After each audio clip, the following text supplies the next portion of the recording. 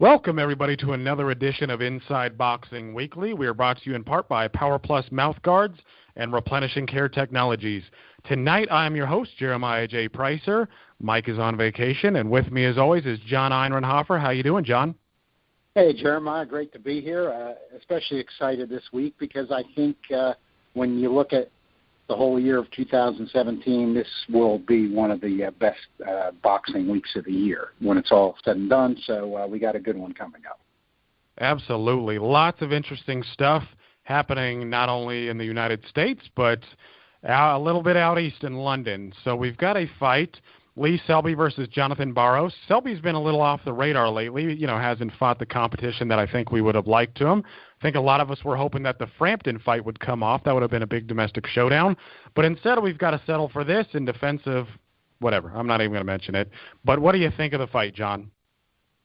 Yeah, this is one we agree, Jeremiah. Selby, I'm not down on him as a fighter. He's got good boxing skills. He doesn't have much pop. But, he was, when PBC was first getting going, they used him a couple of times. And, you could see he had some skills. And just as you stated, I would have hoped for more by this point. And it's almost like he dropped off the radar screen. Barros, nobody's, he's not a household name to say the least. And that's about the most you could say for him. Selby's a minus 3,000 favorite. So, and he's a legit top 10 guy. He's in my legit top 10. He's in everybody's legit top 10. So he's a quality fighter, but this level of opponent just doesn't do anything for him or advancing his cause in a division that's got a lot of good fighters that he would have access to because he has fought on PBC cards. Of course, as you know, we've got Frampton, Santa Cruz, and, Santa Cruz is going to fight Morris again, which is a good fight. You got Gary Russell Jr., things are there, but that just hasn't happened for Selby. He shouldn't have any problem winning this one, but it's not going to do much for him. No, it's not. And Barros is a good fighter. I remember seeing his fight against Mikey Garcia. I mean, he was overmatched there, but he's still a good fighter. But when you look at his resume, it just doesn't quite look as if he stacks up here. I mean, he struggled in his last outing, getting a split decision in Japan. And I think the odds do justice here. I think Selby probably takes a decision. No biggie there. He moves on and move upwards. Hopefully they pair him with somebody from the PBC. Another match, the headliner to that card is Chris Eubank Jr. versus Arthur Abraham. And I think a lot of us are intrigued by this contest because, Eubank, besides the Billy Joe Saunders fight, he really hasn't fought anybody of note. Abraham is faded. And the deal here, or so what I'm told, is that the winner moves on to the Super Series tournament brought to you by Richard Schaefer and Sauerland. They will be the last entrant. So who do you think takes it, John? Yeah, I think Eubank does. These two are apparently going to be one of the last two entrants into that tournament. You, Mike, and me had discussed this a few weeks ago on the show, and that was before odds were out, and the odds reflect what we thought.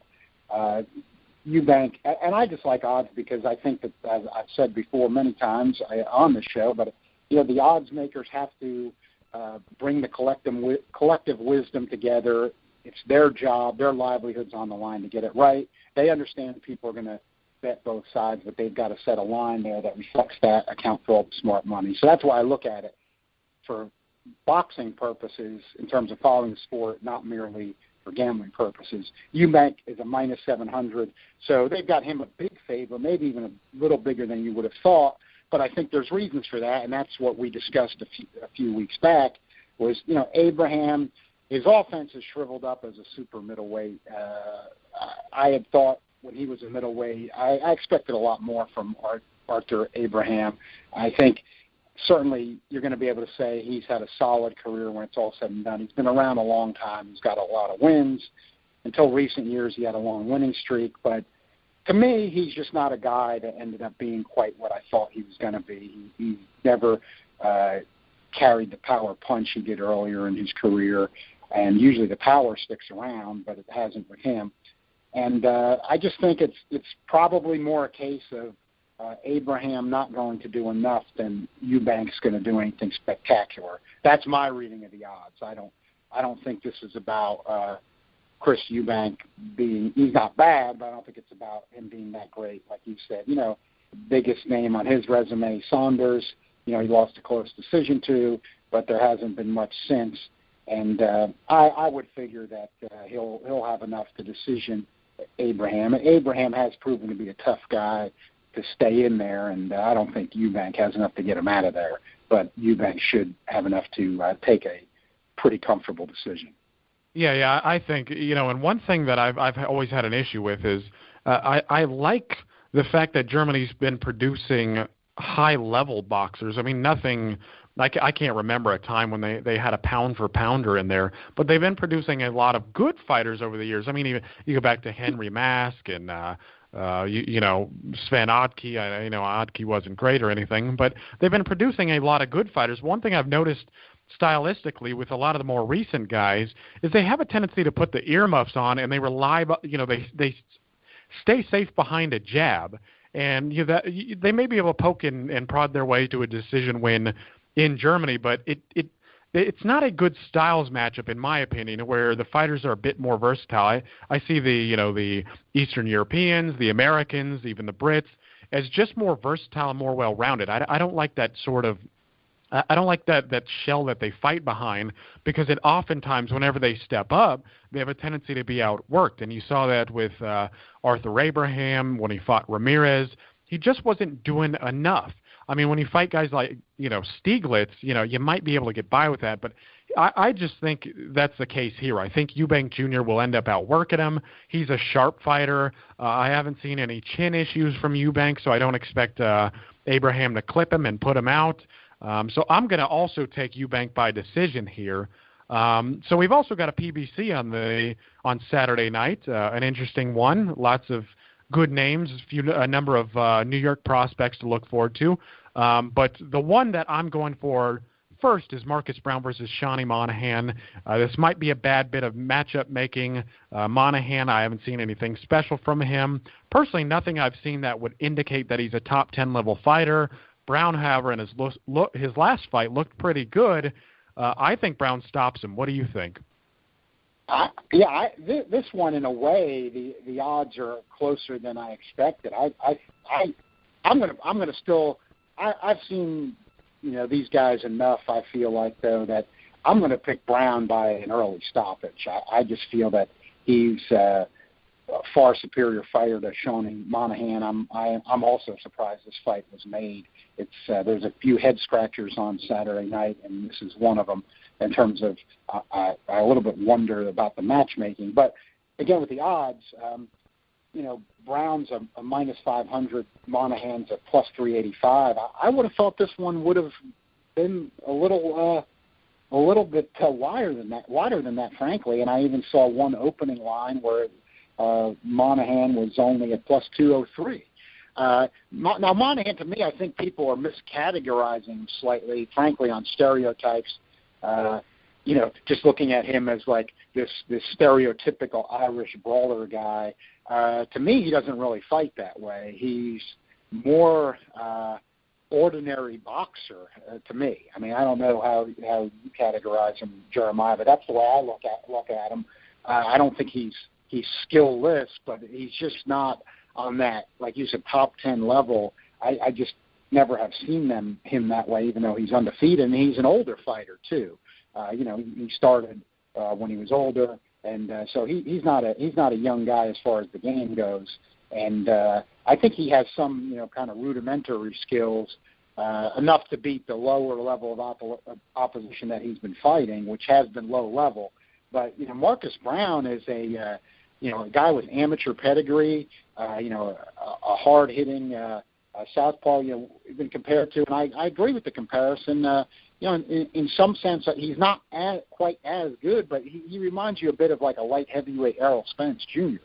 So I think Brown. I think what probably threw people off, including me for a bit, because I've been high on Marcus Brown for a while, is that he had that trouble against Kalajdzic, and I think what we're going to see in the long run is Kalajdzic was a lot better fighter than we thought he was. Not that Brown is not what we thought he was. So I think that's where people might be miscategorizing him a little bit.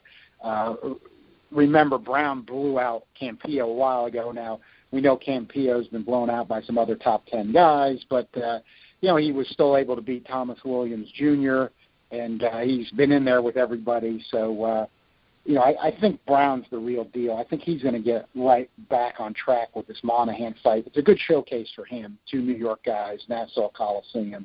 So I think he really gets a good spotlight here. Fox, national TV.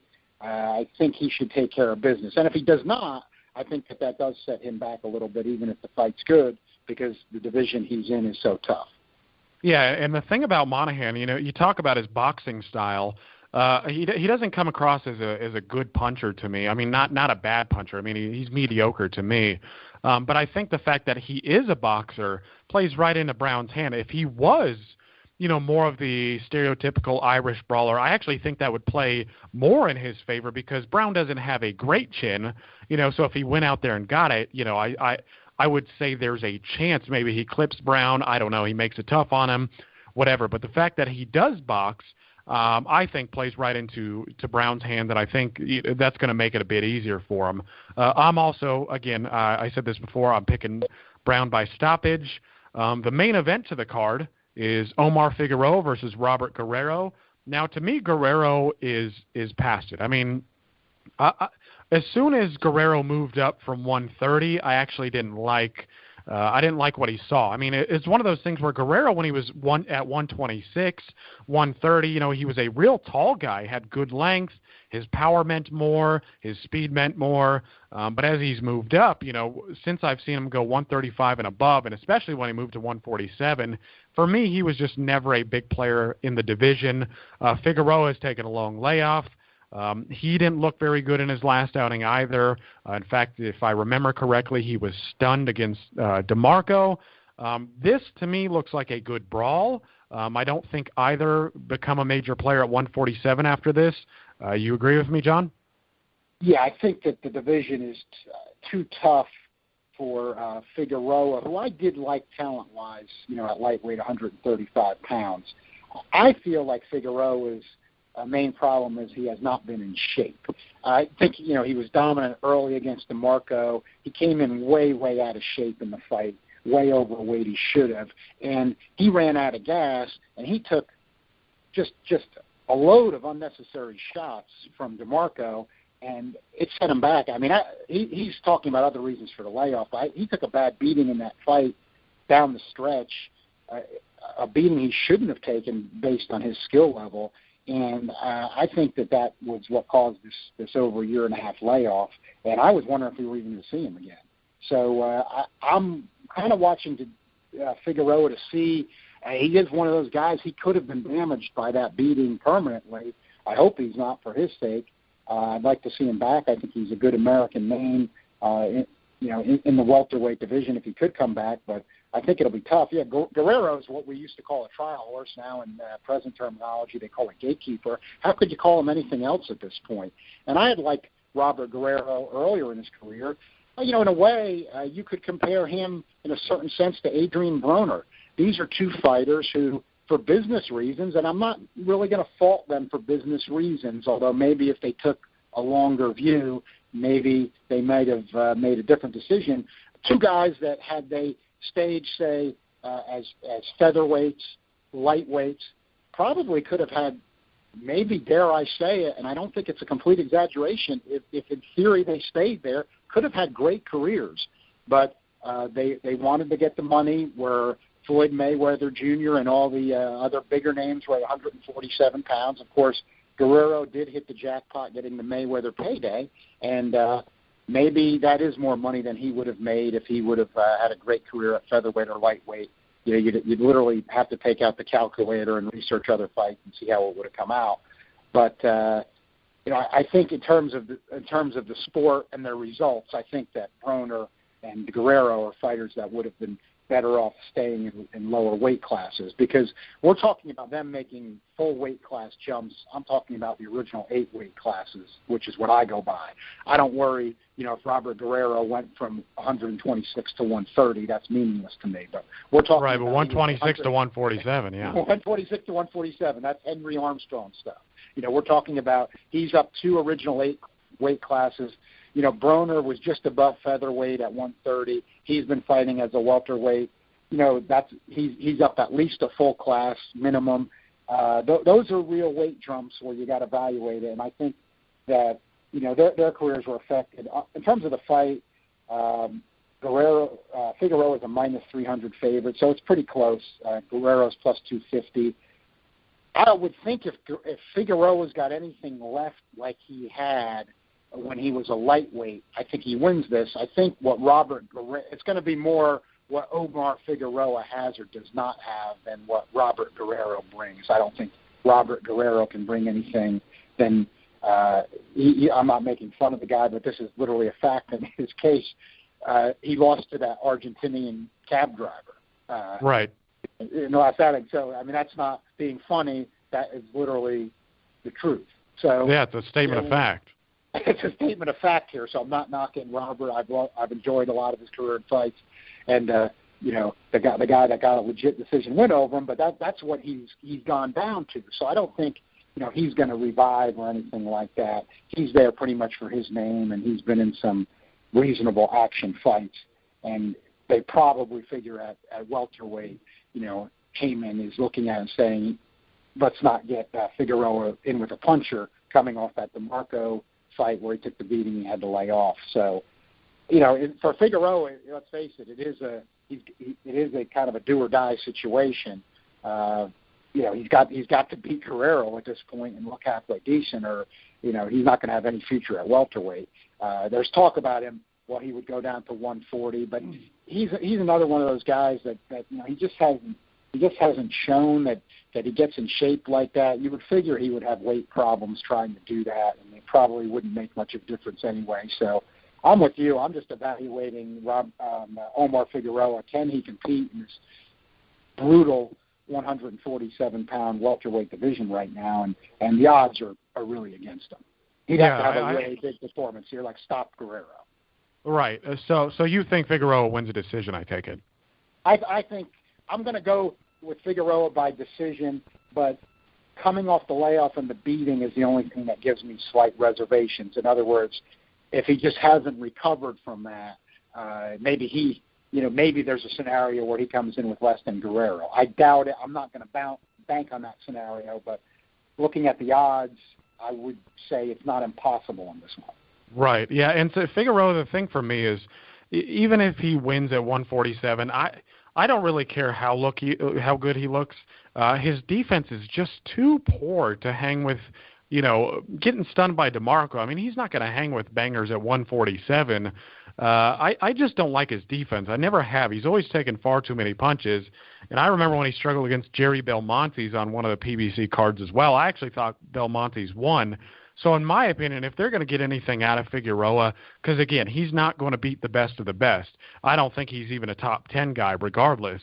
I think his best bet is, if they want to make money, if he wants to make money, throw him in with a guy like Brandon Rios, maybe, Mike Alvarado, who's trying to make a career comeback. Ruslan Provodnikov is also, just sitting around waiting for a good fight.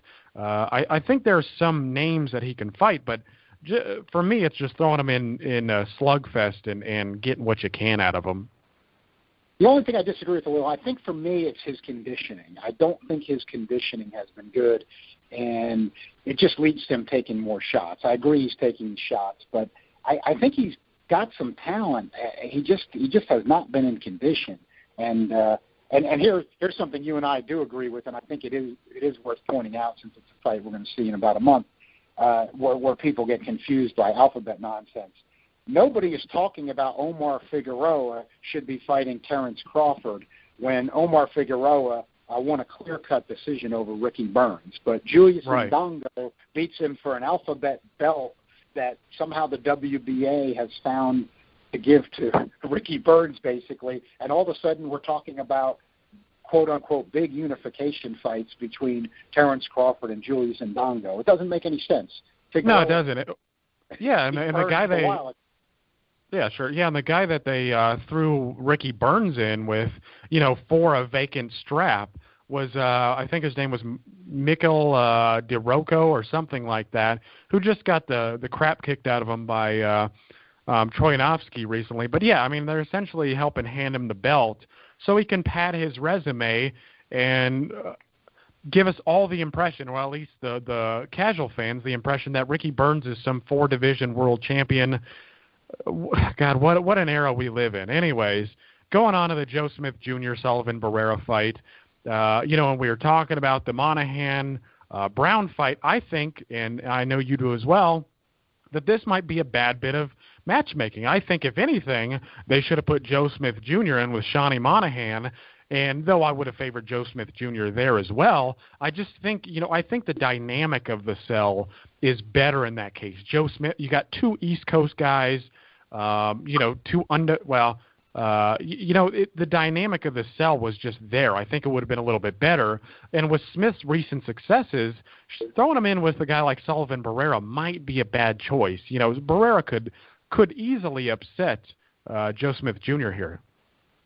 Oh yeah, this is my fight of the night in terms of interest. We all have ones that catch our eye and interest us the most. For me, it's this one by far, even though it's a great night of boxing. I'm scratching my head as to why Joe Smith's team took this fight, and I'm going to speculate on a few reasons because I find that interesting. I don't get it, and it does start with what you pointed out.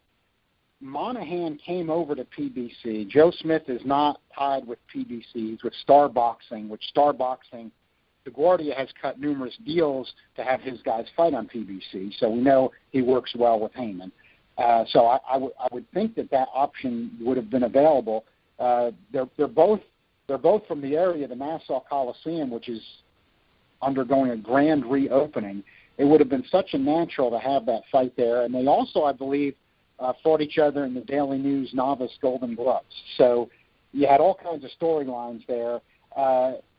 It would have been a fight that would have been worth both of them taking. I agree. I think Smith would have too much for Monahan, but why not have that one and have that be the Fox free headliner? My first speculation, and a lot of times you'll see these numbers come out after the fight or right before the fight.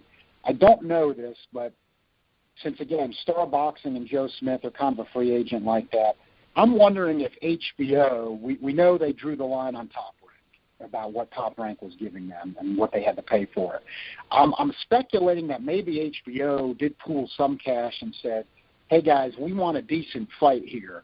And this is not going to, of course, Pacquiao or Mayweather money or anything like that, but in today's boxing, the paydays aren't what they were even a few years back for a lot of fighters, and they've got to look for what they can.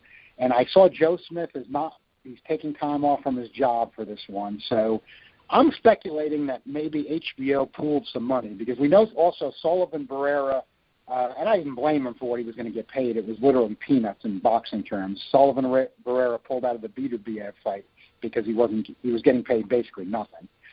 So, we know he was looking for a certain amount of money, and my speculation is that maybe HBO pooled together some money.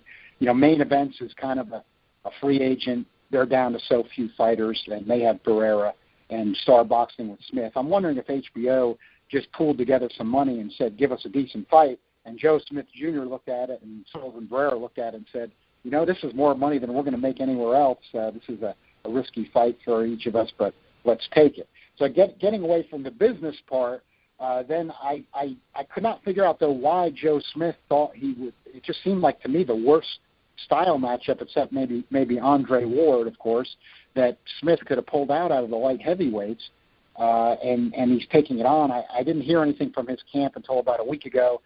They said that, and this probably is the truth, they are looking at the fact that he was down against Ward and he was down against Shabransky. And there's no doubt Joe Smith's a big puncher. I think that's completely for real. And they figure Joe Smith can reach him. But now getting to the boxing part of it, why this fight concerns me so much for Joe Smith Jr. is if you watch Barrera against Shabransky, and Shabransky was a legit high top 10 guy, undefeated, and has a good amateur career, and he's very big for a light heavyweight. Yeah, tough guy, too.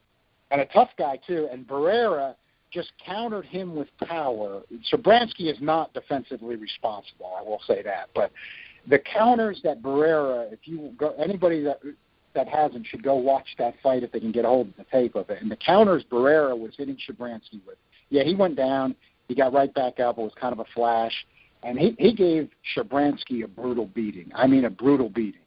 And Joe Smith Jr. does not have the amateur background that Slava Shabransky has. He's not even as big as Slava Shabransky. Now, Smith, in a mechanical type way, I think Smith is defensively responsible. I don't think he fits the stereotype of just because he has the power, he walks in with his hands down and just tries to take one to give one. But he does not have the defensive skill of some of these guys with a lot of amateur pedigree that, he's going to be blocking everything Sullivan Barrera tries to counter him with. And I think, unfortunately for Joe Smith, what's going to happen in this fight is he's going to try to reach Barrera early, which he should, but he's going to start getting countered with big power shots. And Barrera is big and hits hard, and I just don't think Joe Smith is going to be able to absorb those counters repeatedly. And I think that I like Joe Smith a lot. I in that sense, I hate to predict it because I like you said, the East Coast angle with the East Coast boxing tradition, New York guy. He's got a good story, but I think he's taken the wrong fight here. And the odds were not out on this one for a long time, but they're out now. And Sullivan Barrera is a minus 213 favorite, so it's close. Smith is plus 156, but the odds makers are onto it. Even they are at least leaning towards Smith has bitten off a little more than he can chew on this one. Right, yeah, no, I agree with what you're saying. I mean, Smith Jr., he's really going to have to he's just going to try to have to land that right hand. I mean, that's going to have to be his best. But another thing, too, is that Smith Jr., because of the lack of amateur experiences, when you look at Shabransky and you look at a lot of these Eastern European guys, they come here, already in their late 20s, but they also understand things a lot of these rawer guys don't, like cutting off the ring, their sense of distance and timing. There's a little more confusion with the guys who lack the experience, because in the amateurs, a lot of these guys like Shabransky and Kitrov, et cetera, they saw different types of styles, so they have some pool of information, some reservoir to draw from.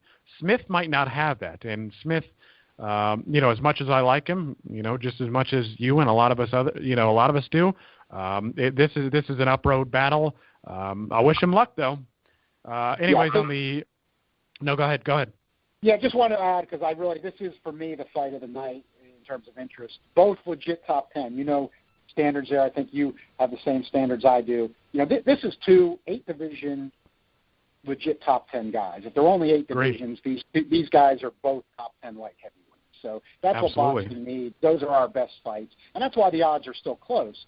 Now, my final thoughts would just be, there is a scenario. I mean, I think Joe Smith's power is for real, and like I said, he's not completely defensively irresponsible. He's going to have to almost, I think, in the first few rounds, I mean, his bomb's going to have to end it. In other words, if he lands on Sullivan Barrera, he's going to have to end it, because I think if he does not, and then Barrera is going to have any time to start landing his counters, it's going to be probably the end for Joe Smith Jr. And the other thing I just wanted to add before we go on is that when you talk about styles make fights, this is a bad style matchup for Joe Smith Jr. And on the contrary, Sullivan Barrera's worst style matchup probably was Andre Ward, because he can't counter Andre Ward. Andre Ward is too slick, too smart, too much of a boxer, so that's why he did not look good in that fight. Right, yeah. You give a guy like Barrera, who also, who has a long amateur background, a good boxer, puncher, if you allow him to kind of read you, the longer that goes on, the better it is going to be for him.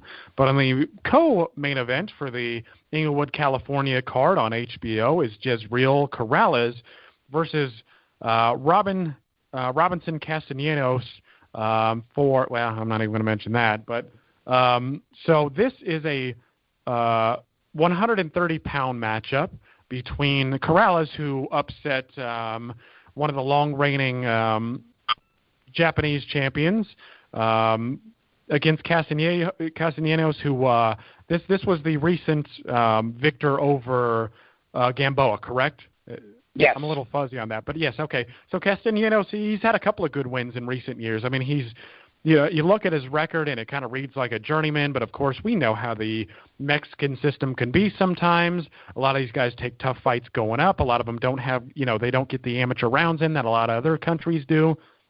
So for me, this is a pretty even matchup. Corrales to me looks like the more skilled guy. I think his win over, I'm struggling to find the name here, but his couple of wins over the Japanese fella were quite good, and he displayed a lot of skill. But Castagnejos, he beat Uchiyama when Uchiyama was riding high. Correct, and I think Uchiyama. He was considered the best of the best in the division. Corrales, even at I lightweight think, at the time, that's what was shocking was even in the ring does do a little original 8 just with their number 1 fighter. If there was 8 weight classes, and at that time they had Uchiyama as the top lightweight. Well, and you look at his longevity, I suppose that made some sense. And Uchiyama was a damn good fighter, lefty with a big left hand. He had beat Miura earlier in his career. And Castagnejos, he's I'm trying to think of who he upset. I don't know if it wasn't Diego de la Hoya. It was Ronnie Rios. So he had a win over Golden Boy prospect Ronnie Rios. Actually beat him quite convincingly, and then goes on and beats Gamboa. He's just a hard-nosed, gritty guy. I think this is an interesting styles matchup, and I think it's about an even contest.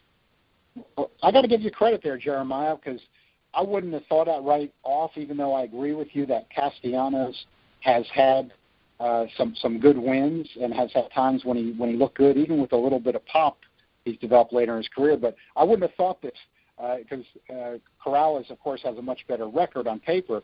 But the odds makers have this fight dead even. So I believe you said that without checking the odds. So that's absolutely true. I'm just working off what I know. Yeah, I knew you were, so I wanted to give you credit there. Thank you. What it shows, I think, is when you follow the sport a lot and you really watch a lot of fighters, and you're not just hearing talk or seeing a little clip here and there, but you're actually watching the fights, you do get to have a knack for getting a feel going in on how this should possibly play out and what the odds are, and that's what you did there. And they got even. I would have thought, just on paper alone, maybe Corrales would have been a little bit of a favorite, but they've got this one dead even, which you don't see that often. So I guess for me, that's going to justify it for HBO's purposes. I can get a little particular with what my premium cable fights are and what I think they should be showing and not showing. And, I was like, Corrales, Castellanos. But if it's even money, and Castellanos is usually in pretty decent fights, so I guess that kind of justifies it even more. I don't think either of these guys in an 8 division scenario is top 10. So that's one thing that I'm a little down on it. But I would then say I hope we get a decent fight out of it.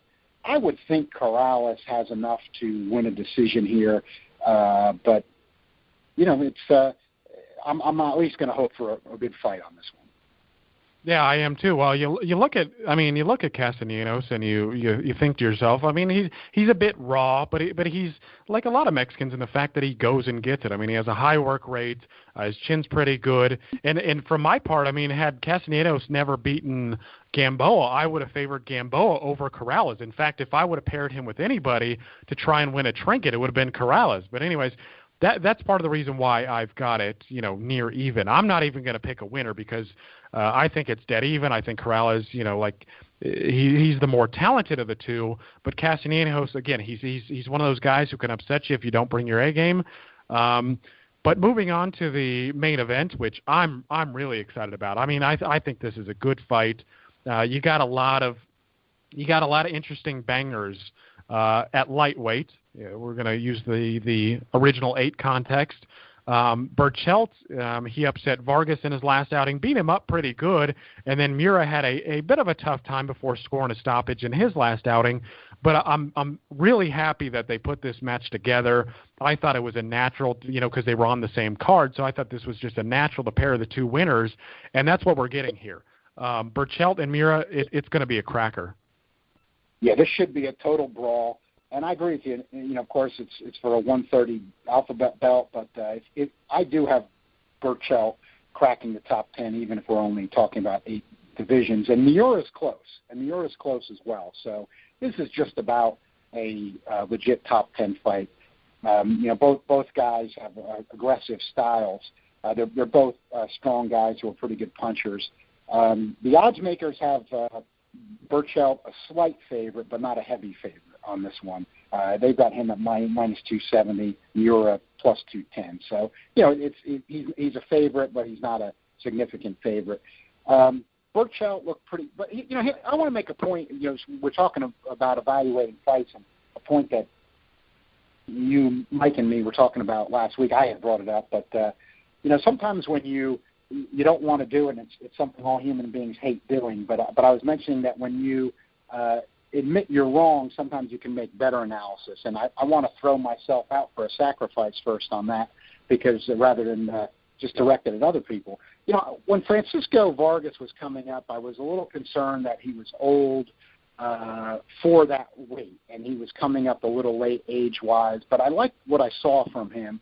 And then we saw, all the shots he took against Miura in the fight of the year type fight. Most people had it as fight of the year. I think that was the year that I actually liked Kurt Seavey and Douglas a little better. But, great fight, no doubt about it, both on the deck. But Vargas took all kinds of shots. And he fights Orlando Salido, who should be near the end with how many fights he's had, his age. And, he has all kinds of trouble with him, takes all kinds of shots again, and he only has a draw. And then he goes against Berchelt, and he ends up, really just getting dominated. He's not even in the fight. Well, what I'm pointing out for myself is if I'm going to hang on to the idea that Francisco Vargas was that good, I might not evaluate, say, this fight right, okay? And what I'm saying is, even though Vargas is a tough guy, gave us a lot of action, he wasn't as good as I thought that he was coming up. I think he was a little too old for the weight class at that point, and he hit the end of the line. He was hitting the end of the line early on in his career. I think why I point that out here is this is a close one otherwise, but I'm thinking, Miura got stopped by Vargas, even though he gave Vargas quite a beating before that and dropped him.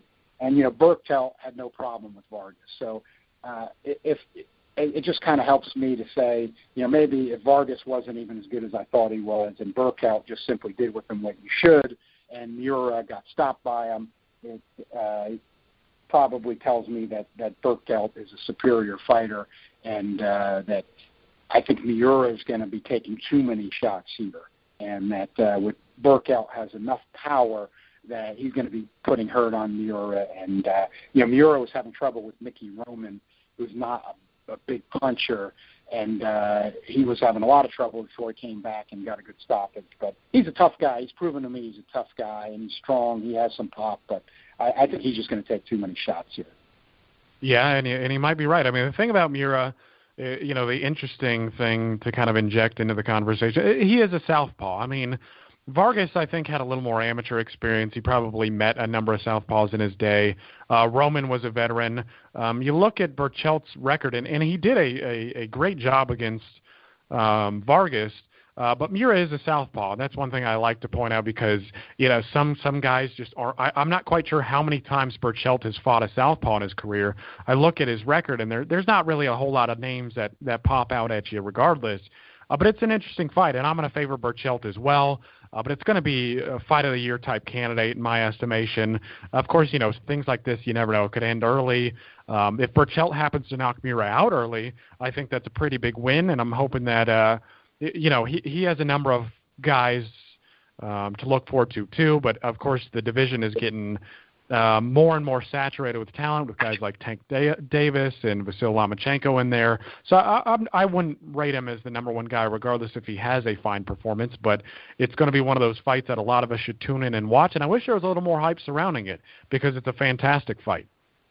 Yeah, it's a very good fight, and that's what hopefully we're getting away from is that, on premium cable, you just don't get the viewership. There's just not enough subscribers to give you that mass exposure that you can get, on basic cable or free TV. And that's the problem, even if HBO. I mean, look, it pains me for, and this is going to be a boxing after dark, which means it's going to start very late on the East, which is always less viewers. Why HBO has Smith Jr. and Guerrero and Berchelt and Miura, and it's going to be starting late on the East Coast. Just for boxing marketing purposes, a lot of what's going on Saturday night doesn't make sense. We talked about this a while back when these cards were first signed a few months ago. You've got Figueroa and Guerrero fighting on the East Coast in Nassau Coliseum, and you've got Joe Smith Jr., a potential East Coast star, fighting when a lot of people are going to be in bed on the East Coast, fighting out in the Los Angeles area. Just in a tough fight that he may very well lose. Right, yeah. Head scratcher, and a good brawl like berchelt-miura. You'd love to see more exposure for it. Yeah, absolutely. I mean, I like both of these guys. Miura's kind of been a guy that I've watched for a number of years. I mean, if you go back and watch his fight against Uchiyama, that was a cracking fight as well. But we're going to move on to some news here, and I know the big thing is McGregor-Mayweather. But before that, I wanted to talk a little bit about the Horn-Pacquiao thing because that's been lingering on. So apparently the WBO did, they had 5 judges do an independent, and if you can see me, I'm putting that in quotation marks. Of course, it's not independent if the WBO is sanctioning this or paying for this, but apparently they had 5 independent judges who scored the fight for Jeff Horn, and I suppose that adds weight to the decision. Do you have any problem with the review itself? I mean, for me, it's like the WBO pays for the review. The WBO pays for the review, and surprisingly, not surprisingly, they side with the judges. For me, it really doesn't hold any water. It doesn't to me. It's just laughable. I don't know. To me, I always just think, with the history of boxing and the alphabet organizations, there's plenty of evidence of it. They're always up to something. I mean, I said it last week on our show. Whatever the WBO is doing, I understand there's a rematch clause for Pacquiao and Horn, but still, to me, whatever the WBO is up to, it has something to do with creating a rematch. And I know that maybe you'd say, well, then they would have said the judges scored it for Pacquiao. Who knows how they're planning it out? But I still feel confident that when it's all said and done, it's going to somehow lead up to the WBO says, yes, we're sanctioning Pacquiao Horn too. And, whenever Bob Arum gives them the cue to do that and Top Rank, I think that's what that'll all be about, because I can't really see any other purpose for it. Yeah, no. So I'm not surprised with the decision. Okay, the WBO, they have 5 judges. I don't even know if they release the names of these judges, but okay, so why it doesn't make sense to me why the judges, I mean, if you had 5 judges and they were all like, hey, Pacquiao won, okay, so what does that do? It would cast more doubt on the official decision, and then the WBO would look worse off. I mean, for me, they're not going to out themselves. I don't really think it does much. It seems like a lot of the Australian fans and some of the other people who were rooting for Horn, and I like Horn. I mean, we've had him on the show. He's a nice guy. I suppose just go ahead and bask in the glory. But it's one of those things that it's really meaningless. It's a formality. Nobody really cares.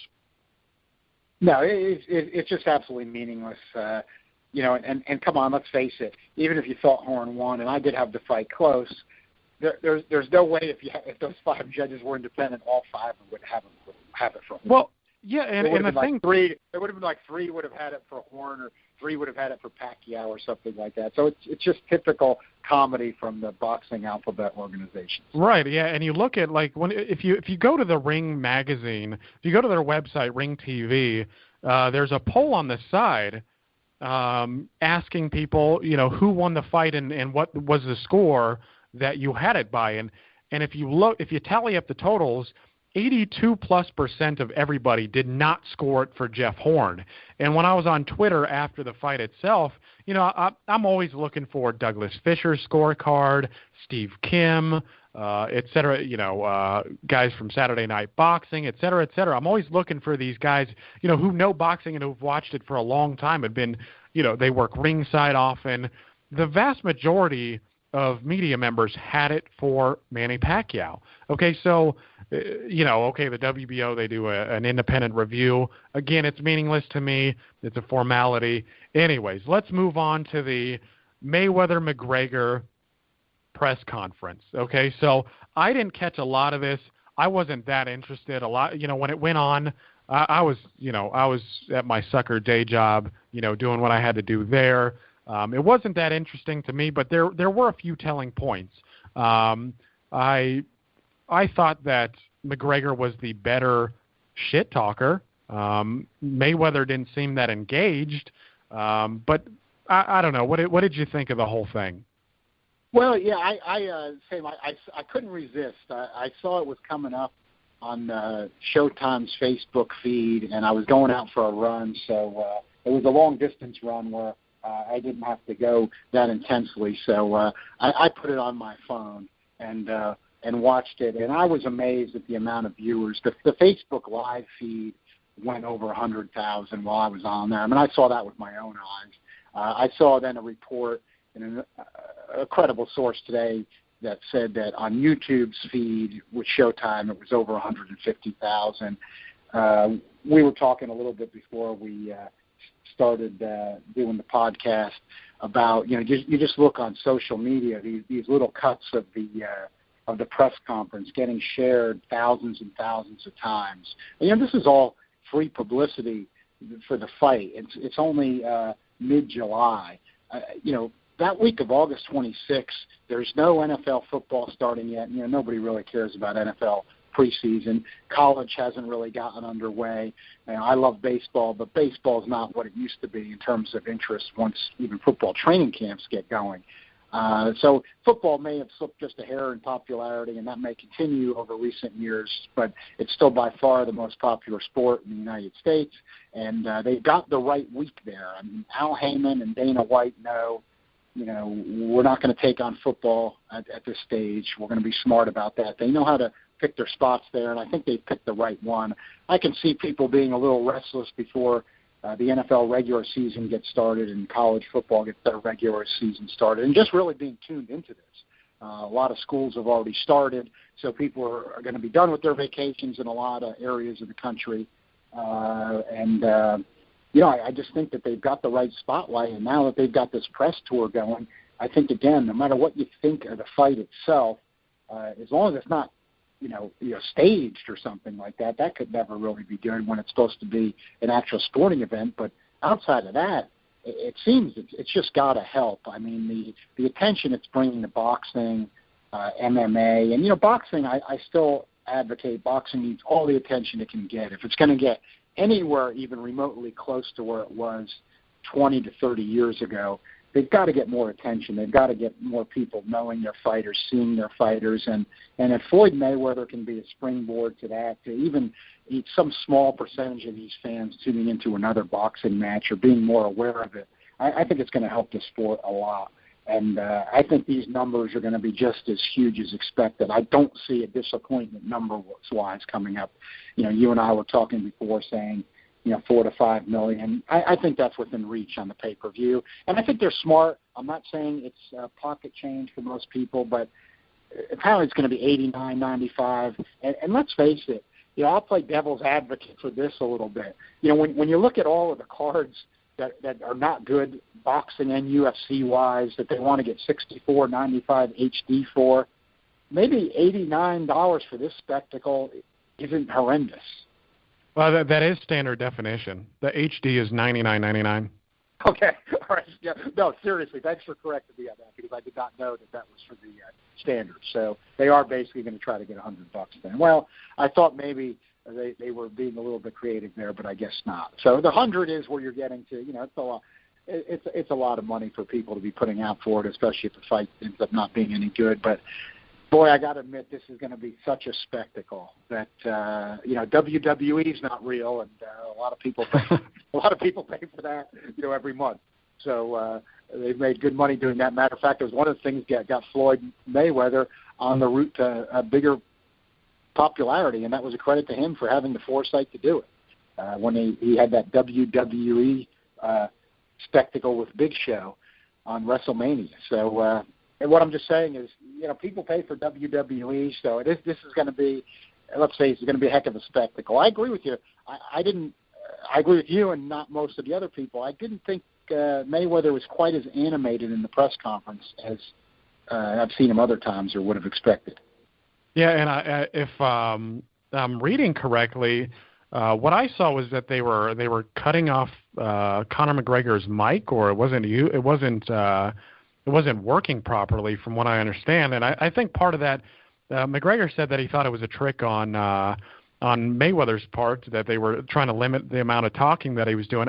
I actually think that I mean, if it's a one-time thing, that doesn't really bother me. You know, if they're just kind of playing mind games, you know, whatever.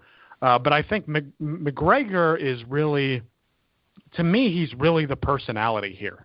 Again, I'm a casual fan when it comes to mixed martial arts. You know, I'll catch a fight here and there. You know, maybe the big ones. I'm not shelling out any money for them, but you know, I'll catch them because I've got a lot of respect for the sport, and I think that the structure of the sport is what a lot of it is what boxing should aim to model itself after. But for me, McGregor is the personality here. I mean, for me, he's just a better crap talker. He's very in your face. He's got a lot of charisma. I think he's going to carry the promotion. Yeah, I think they're both good, and I think that's what makes this kind of special. Is that in terms of entertainment, at least, is that they're both really good. I mean, when you take two guys that really have been able to create the interest these two guys do, and that's why, again, I think it has good potential because they're coming from, you know, different sides of the combat sports spectrum, but they're both the best at what they do in their own sport. You know, selling a fight, getting people interested, and to put them together, and then, you know, you've got Dana White there and Al Heyman and his team behind the scenes. And then I think boxing benefits because it, as Mayweather was pointing out at the press conference, and I think boxing fans should thank him for this. You know, it's Showtime pay-per-view. It's Showtime's team. It's in a boxing ring. It's a sanctioned boxing match. In other words, it's still boxing exposure of that sport in at least some form. So, you know, the sport has been, you know, even though we're having a good year, and there's still a lot of money out there. You know, if you look at the numbers compared to 30 years ago and more, fans have got to be realistic, though. Not that, you know, boxing, you know, was in a death spiral. I mean, you know, I'm as big of a fan of boxing as anybody, or put as much time following the sport as anybody, and I had to even say that. I mean, I just think you couldn't escape it, and I think now maybe we've reversed it. So I'm not because of McGregor Mayweather, but that's just a part of it. That you know, I think it was things that PBC did when you know nothing was going anywhere except for the Mayweather Pacquiao fight, but then that wasn't a good fight. But still, you had that. At least it sold. It wasn't a good fight. But, you know, then PBC started trying to do some stuff, put pressure on the other promoters to get back on basic cable. And we do have some momentum now. It's led to better fights, and it's led to more exposure, and it gives boxing a chance. Right, yeah. I mean, yeah, you look at Heyman, and he's got contracts with, you know, big channels. You look at Arum, you look at Golden Boy, Oscar De La Hoya. They've got contracts with big channels. Richard Schaefer and Sauerland are putting on the big tournaments in Europe. Eddie Hearn's doing a good job in the UK. There's a lot to like here. I mean, I'm appreciative of the direction in which the sport is going. Of course, I'm always going to be skeptical of where it ends up because we all know boxing carries around a loaded gun and has a tendency to shoot itself in the foot. You know, there's a lot of controversy in a lot of these fights, and unfortunately, until there's some oversight and people are held accountable, it's still going to be tough. It's still going to be an upward battle. But I do want to mention that we are actually getting credentialed to the press conference for Mayweather McGregor. Our old contributor Emma Branford is coming back, and she's getting credentials for that, so that should be exciting. We'll have some in-depth and coverage for you. My thing about Mayweather McGregor is that one thing I've noticed on my feed is that I don't have a ton of mixed martial arts fans, and if I do, they don't talk about it that much. Is that a lot of them are talking about the fight, and I really think those are the ones that are really pushing this forward as well. I think a lot of the money is going to come from their side. Yeah, but let's in boxing, you know, they've never had a pay-per-view though like Mayweather Pacquiao, and I agree. I think that's where boxing is going to get its extra money from. But you know, it's going to if for this fight to sell like they need it to, it's going to have a lot of boxing fans. So, I mean, that's kind of what I look at as the potential beauty of it, if you dare say that word in this context, is you're going to, you know, it's kind of a big boxing event where you're going to bring in those fans you talked about from the MMA, and a lot of them are younger, and that's what the sport really needs. I mean, my hopes for this would be that, and life and sports can be so hard to predict even when you think you've got it all figured out. So it is true. You got to go with what's most likely to happen, but there is that element where anything can happen. You know, if this somehow becomes a positive fight and event, you know, if you just get a percentage of all those mixed martial arts fans that are going to tune in, that start tuning into boxing, that wouldn't have. And this is where the whole momentum thing comes up, because what you wouldn't have had even 3 years ago that now you have is those fans could turn on to ESPN now and maybe see a fight. You know, maybe turn on to a Fox and see a fight. This is where, you know, Al Heyman, Bob Arum, Oscar De La Hoya, and all the people that work with them, they've got a responsibility to at least help themselves in the sport to make some of these free and basic cable fights good fights.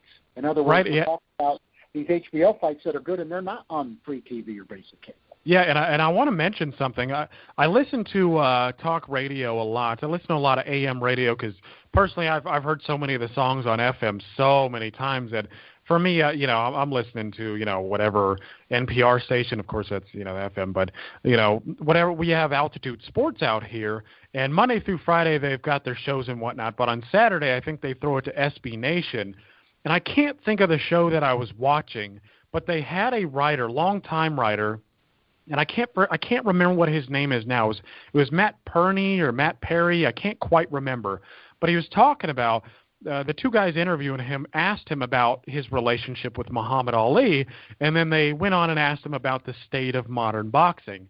And his first response was about the decline of modern boxing was the proliferation of alphabet soup organizations, you know, and how it's just hard to follow who the champion is anymore because there's so many of them. But his second point was the absence of boxing on free TV. And so this is a guy who's been covering the sport for many, many years, again, knew Muhammad Ali personally, and he's saying the same things that you are. I mean, this is something that is being addressed currently, and again, we like the way in which the sport is moving. So hopefully we can look forward to a lot more of this. ESPN, I know, is excited about the ratings that they got with the Horn-Pacquiao thing. So let's just keep doing it. Let's keep riding the high horse, and let's keep moving forward. With that said, well, you got any final words, John? That's about it. I agree with you, Jeremiah, and those points I agree. It's the alphabet organizations and the weight classes plus the premium cable and the pay-per-view that drove the sport down. And then I just say, you know, we've got the you know me, I'm not a big fan of all the junior and super weight classes, but, you know, we do have some pretty good tournaments set up with the super middleweight and the cruiserweights as kind of a purist there, and I don't think it's knocking these guys either because I think it's realistic with what we've got. If out of those two tournaments we got a real formidable heavyweight contender and a real formidable light heavyweight contender, I'd be happy. And, you know, I think that there's a couple of guys that have the chance to be that guy. And I did see odds out on the fights in that tournament already, and they were interesting to go over to see how the odds makers were handicapping all those first-round matchups. But for me, I'm looking at those champs as not all-time greats automatically, and I'm not going to get all clouded like that, whoever wins those two tournaments. But I'd prefer to look at it like, you know, we might get a really good heavyweight contender and a really good light heavyweight contender out of it. Yeah, absolutely. I'm excited about both tournaments, and I'm hoping this becomes a year-round thing because I'd love to have something like the Sweet 16 in boxing. Of course, it'd be the Sweet 8, but I'd love to have something like that, something that's going to draw in a lot of you know, cash. A lot of people are going to be betting on it.